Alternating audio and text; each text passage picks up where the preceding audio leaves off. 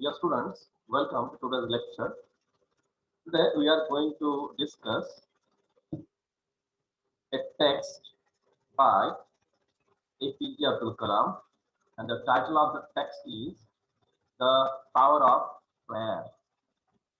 We are very much familiar with the name and the personality of APJ Abdul Kalam. Let's proceed.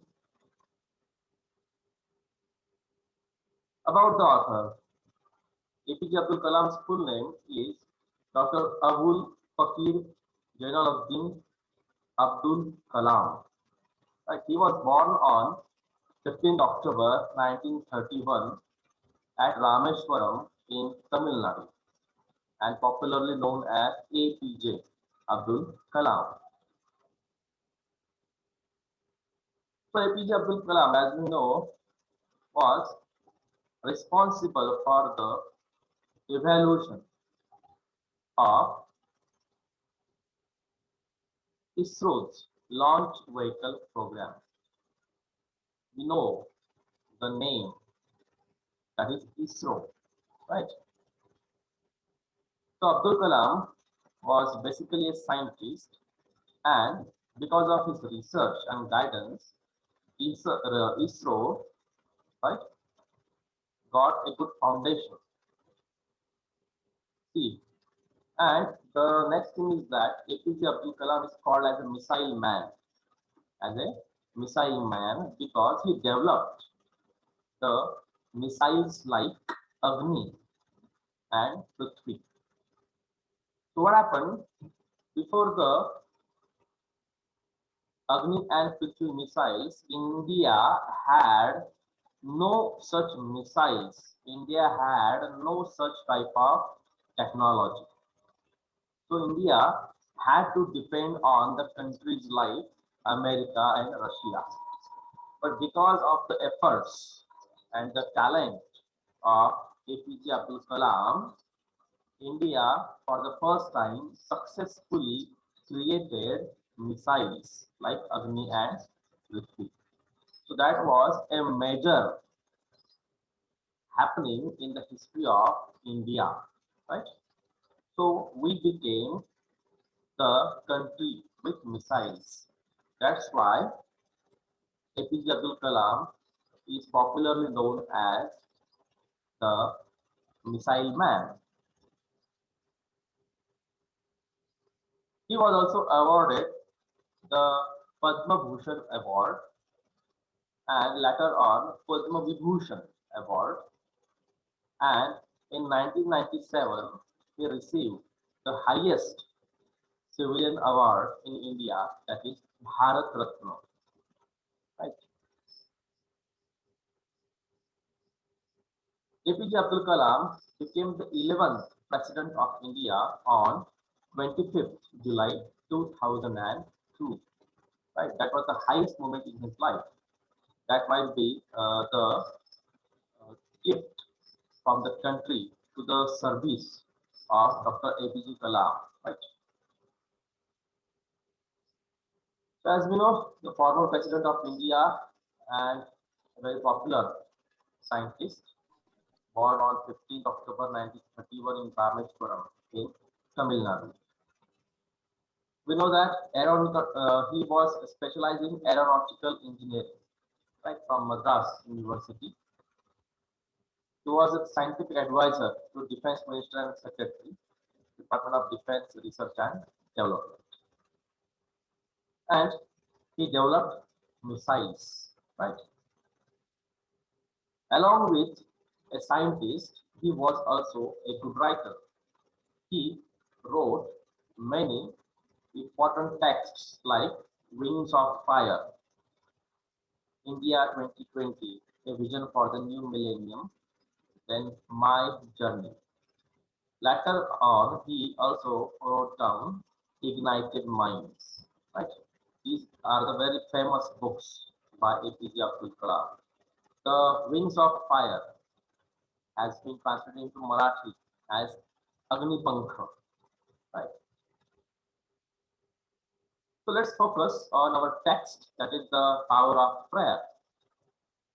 The article or text that is the power of prayer, has been taken from Kalam's autobiography, that is The Wings of Fire. So the power of prayer is a part of the autobiography, The Wings of Fire. We are familiar with the word autobiography. It is simply called in Marathi as Atmacharitra. Right? So the writer described his own life in autobiography. Atmacharitra, Atma means self, Charitra means life. So the writer describes each and everything from his life in autobiography. So the Wings of Fire, this text is nothing but the information, means from the birth till the old age of Dr. APJ Abdul Kalam. And our text has been taken from the Wings of Fire.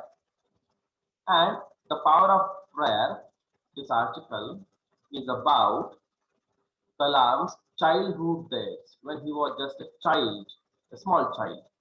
And he speaks about his parents and birthplace. So APJ Abdul Kalam gives us the information about his parents, his mother, his father, his village, their activities, and the birthplace. Right. He proudly pays tribute. Tribute means respect to his parents and gods for the present life he enjoys. So he tribute here means thanks. He thanks his parents and God. Right. Why he thanks? Because many good things he got from his parents. Right. He also believed in God. Right. Though he was basically a Muslim, but he believed in other religions also. He respected other religions also. Right. So as far as religion is concerned, Kalam's mind was open. Right. Kalam's early religious impressions were very vague. Right. Here, vague means not clear. It is from child's perception. So, a child's thinking regarding a religion. So, in the beginning, when he was a child, he thought religion in a wrong way.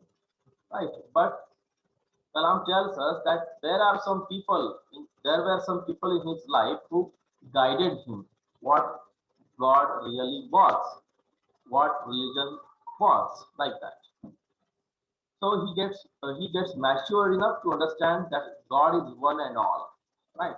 So there, as we call God with different names like Allah, like Ram, like that.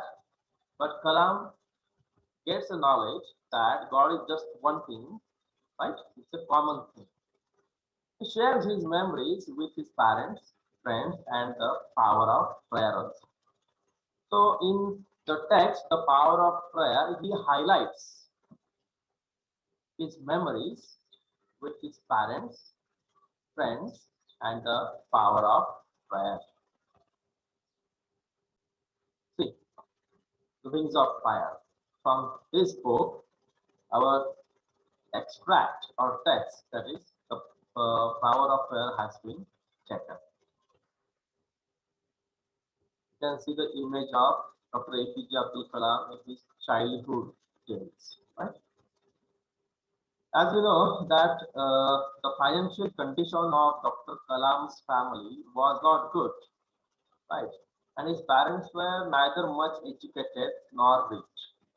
So Kalam basically was from a very poor family, right? But even though they were poor, their minds were generous, right? Broad-minded they were, right? Many outsiders ate with the family every day. So his parents used to offer food to other people also. Right? So Kalam expresses that, shares that he got inherited means got a gift from his parents. The qualities like honesty and self-discipline. So Abdul Kalam was born in the island town of Rameshwaram, that is in Tamil Nadu, in South India. Island, like in Beta Hill. His family was a middle class family. His father, Jainuddin, was neither very rich nor well educated. Right. But he was a wise and generous man. Right. So Kalam gives information about his parents. And his father was a spiritual human being. He believed in God. His mother, Ashiyama, was a kind and pious woman. Right? So the nature and the behavior of his father and mother was quite of a generous, sir kind and आवाज break pious. होतोय sir. Okay, fine. आता येतोय? Is it okay now? आता येतोय का व्यवस्थित? Hello?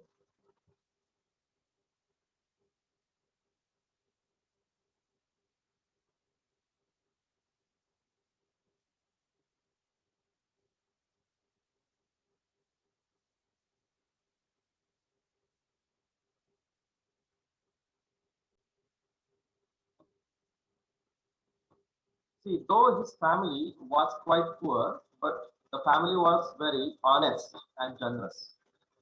And the family received the title Bahadur by the British government. See, so that is the respect given by the British government to the Kalam family. So the Kalam family received the title, that is Bahadur, from the British government. Right. See, Kalam became a responsible person just because of the love and guidance of his parents. And he shares all these things with us.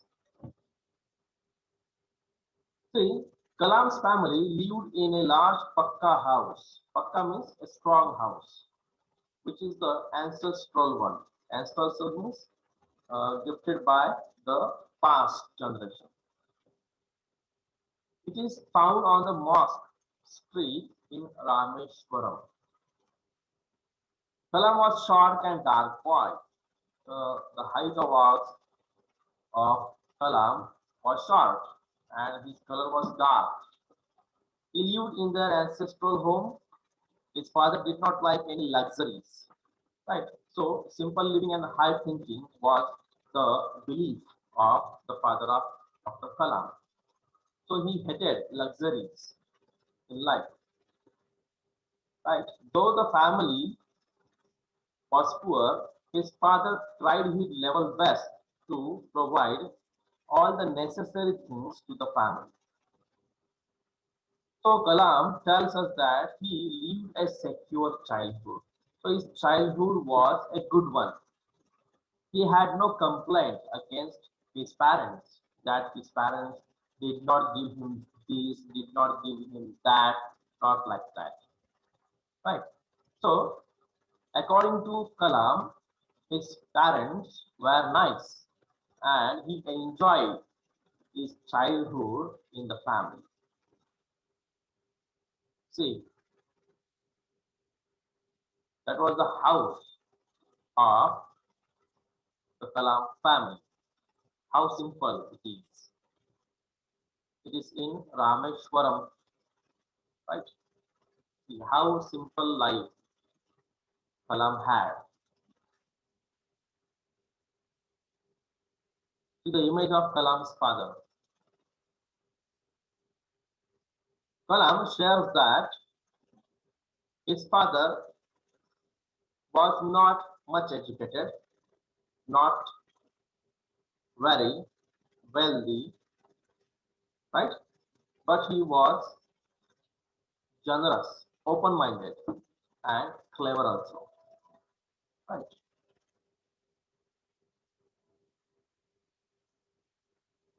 Kalam shares about his village also. It gives information about the village and the people in his village. Amicable nature of Hindus and Muslims.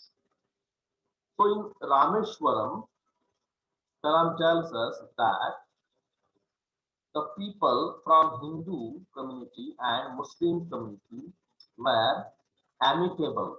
Amicable means having good relationship, friendly relationship, right? So we don't get any kind of quarrel or conflict between Hindus and Muslims in Rameshwaram temple. On the other hand, the Hindus and the Muslims were amicable means were good friends, right? So Kalam lived in the area where Muslims were the majority. So in the area of Kalam's house, it was the Muslim area, right? But in the same area, there were some Hindu families also, right? So mixed type of culture we can see in Rameshwaram. The Hindus lived amicable with the Muslim neighbors. So it is a reality in Rameshwaram that a Hindu house has the neighbor that is of a Muslim family. So religion was not a problem in the village, right? And Hindus came to the mosque with water in vessels. So Hindus are allowed to visit the mosque, and Hindus came. Hello.